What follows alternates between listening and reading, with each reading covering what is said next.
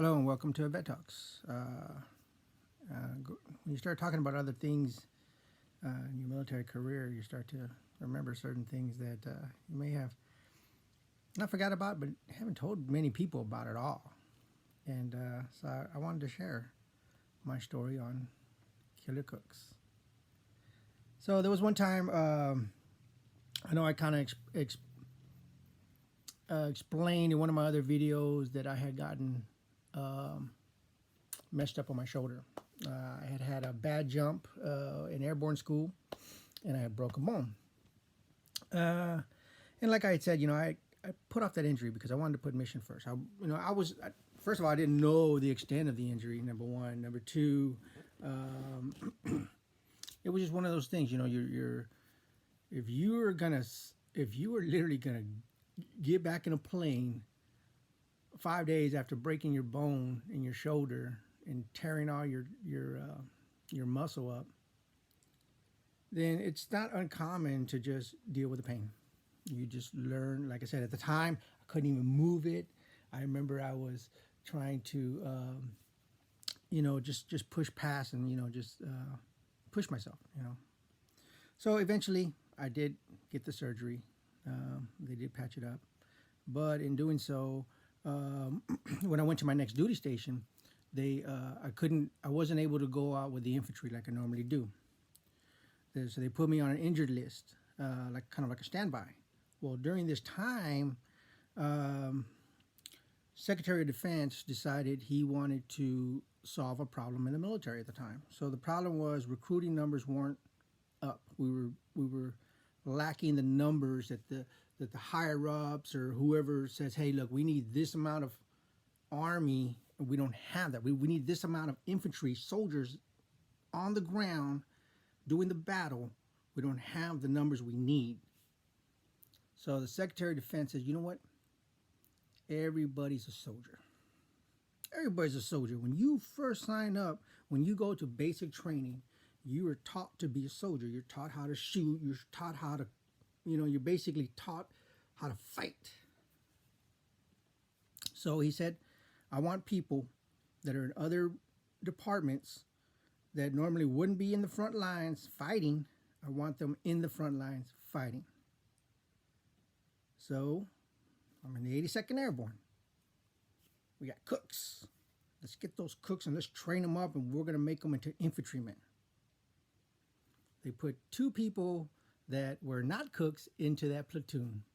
It was myself and my lieutenant, because we're artillery and we have to call in fire missions. So if somebody is in trouble and you need some jets to come in and blow some bombs on them, or you need, you need to call in because you want artillery bombs to be, flying in, or whatever, the big guns, you want to bring in the big guns, you got to have me. You got to have me and my lieutenant, because that's what we do. That's our job. So they paired us up with these cooks. And so they decided to put the cooks through the grinder. In Fort Bragg, we have all these areas, training areas, and some of them they're built up like little towns. You just go in there and you learn to clear buildings, and you learn to deal with situations, and you're trying to fight over this town and stuff like that. So that's what they put these cooks through. They put them through the ringer. They put them through all that training, all that stuff that they had never gone through before, other than basic training. So we're going into Afghanistan, and they decide we're going to do what nobody else has done before. You're at a base in Afghanistan. Everybody stays at the base, and every now and then they may do a patrol to go out, engage the enemy, but we always come back to the base. Remember, we're the 82nd Airborne. We don't do anything like anybody else. You drop us in to an area, we bring the fight. We bring our own guns, we bring our own artillery, we bring everything we need to fight a war. So we're going to go after the enemy. We're going to go into the mountains where they live. We're going to go to their bases, and we're going to fight it out with them. And we're going to go for 20 days straight. So I'm in this convoy, 82nd Airborne group with the Killer Cooks with us. We're all one big group, and we're going out, forward. We don't go back. We're just going forward, in deep into the mountains where nobody else has gone before. We're going in no man's land. We're going into the most hostile territory you can imagine, because we're going behind enemy lines. This is where they live. This is where they thrive. So we push. And in our resupplies, we get these Chinook helicopters, big, long helicopters. And they're full of fuel and food and whatever else we need, because guess what? That's our only lifeline. Without them, we're done. Because we didn't bring in that much supply at all. You know, vehicles, you know, you got Humvees, they're hungry vehicles. Thirsty, you know, they're very thirsty. You got to have a lot of fuel for those things. I think they get like 10 miles a gallon, maybe 8 miles a gallon. I could be wrong. Maybe they get 15 miles a gallon. All I know is when you fill up a Humvee full of gas, the range is usually 300 miles. And I think that's what it is. So basically, we're going deep. We are going really deep. And so we need this resupply. So we get these helicopters coming in. Every night, we do a wheel wagon. All the vehicles, just like the old Western days, right? They're in a wheel wagon, right? You park. So you have this big circle. And in the middle of the circle is the leadership, is the way it's supposed to be, because you had to have the security, then you had the leadership. Now, mind you, we're out there. So when you got to poop, and I'm talking about like you're in the middle of the night, you got to go poop. You can't poop inside the wagon wheel. You got to go outside the wagon wheel.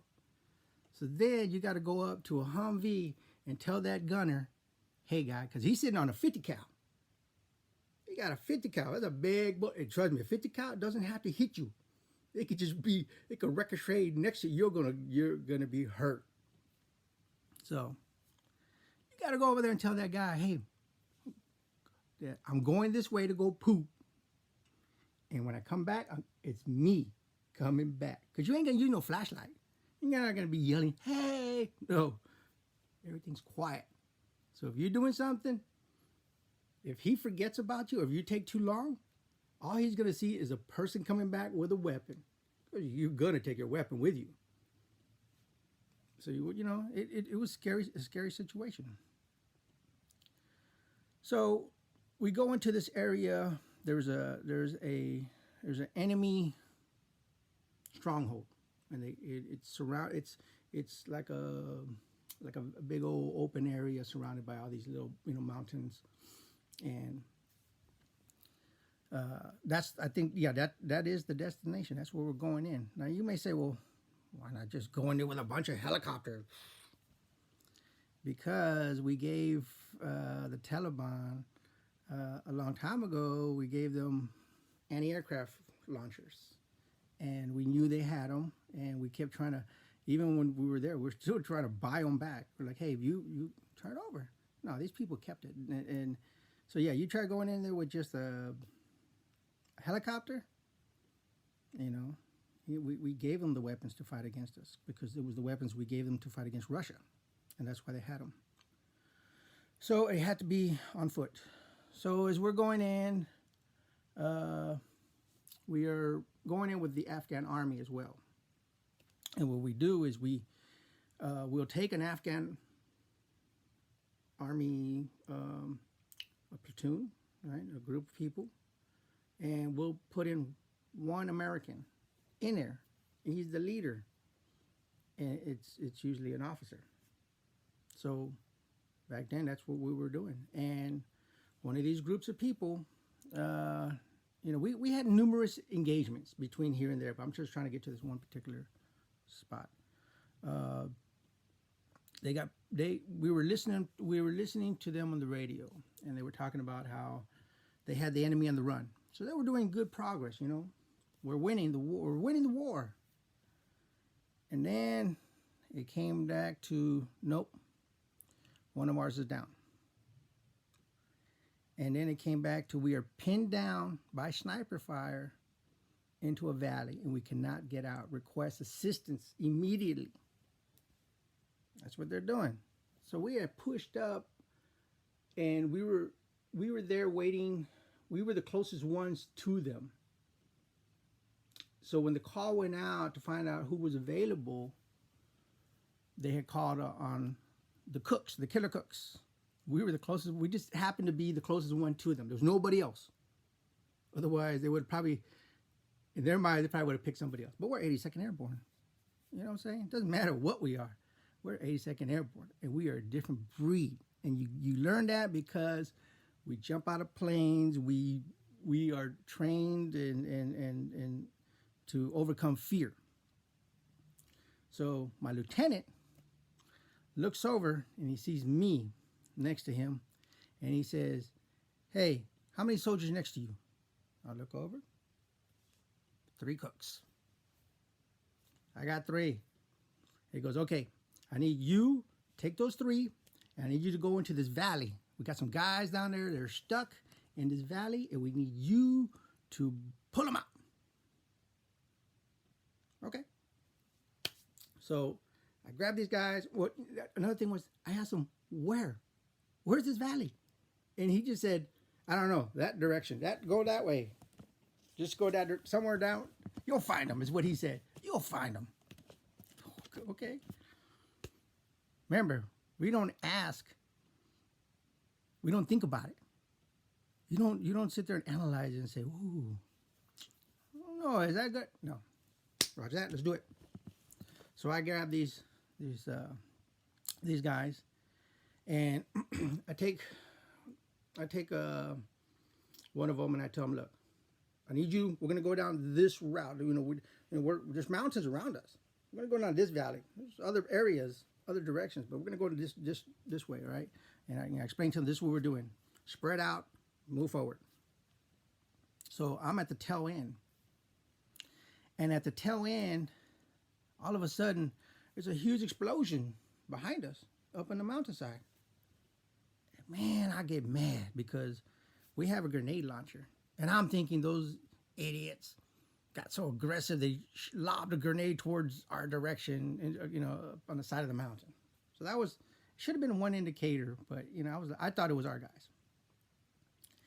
And then as we're moving forward, I'm noticing the grass is like flickering. What the heck's going? You know what? I'm not thinking about it. But what's going on is I'm being shot at. But they're so far up the mountain, I don't hear the pop, but I'm seeing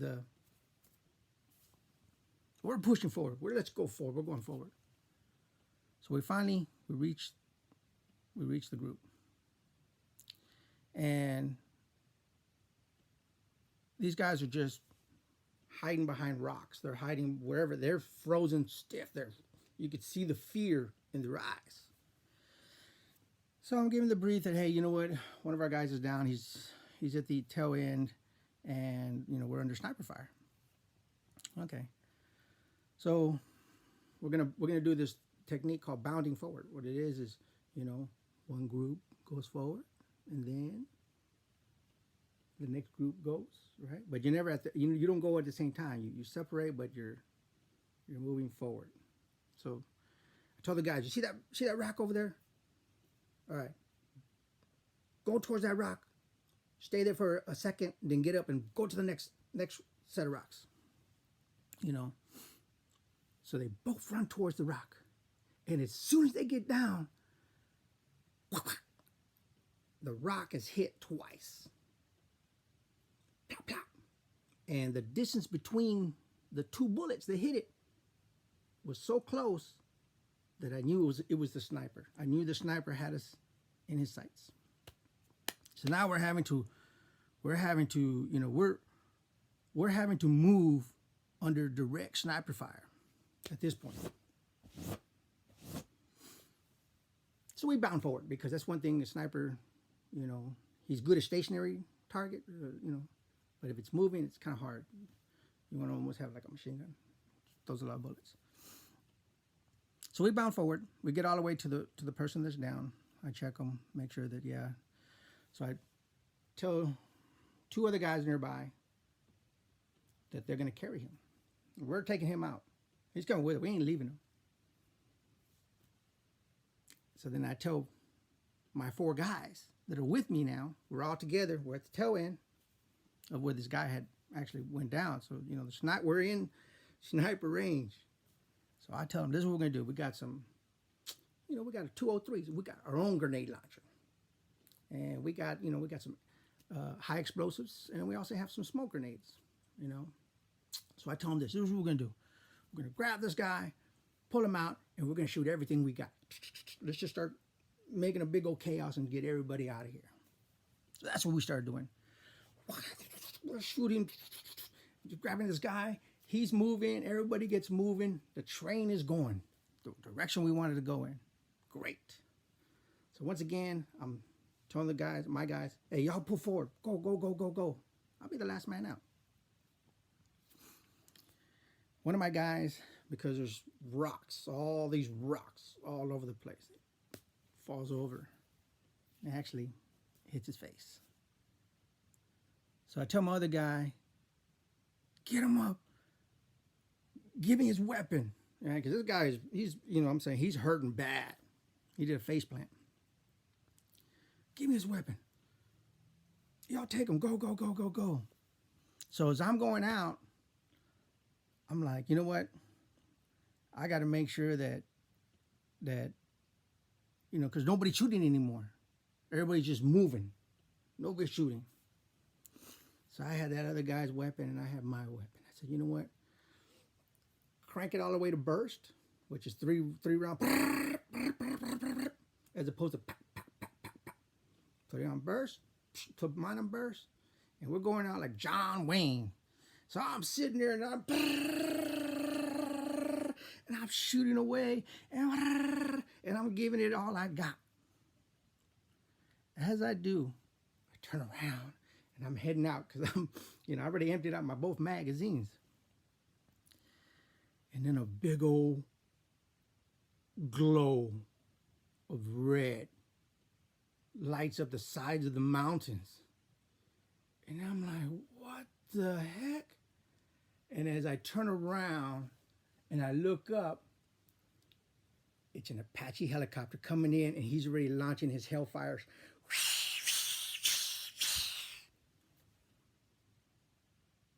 Man, that was a great feeling to feel that power, the military, when you bring it in, and you coordinate it properly. It was awesome. Unfortunately, we lose people. They lose people. Ended up being that they found out 16 people got, you know, taken care of up there. You know, they went in, you know, they searched the area and they found that we gotten 16.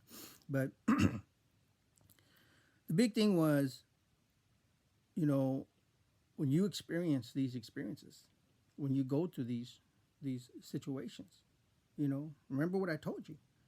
Sometimes when you join the military, you join thinking a certain way. And don't you think that these guys that signed up and said, you know what, I'm going to be a cook. Maybe they were thinking about culinary, you know, futures, you know, or it was just something they enjoy doing. They didn't anticipate this. And I was very proud to be part of that platoon because those killer cooks, because they were 82nd Airborne, had no fear. You know what I'm saying? We just do. They say do, we do. They say take that hill, we take that hill. That's the way it is. All right, with that being said, talk to y'all later.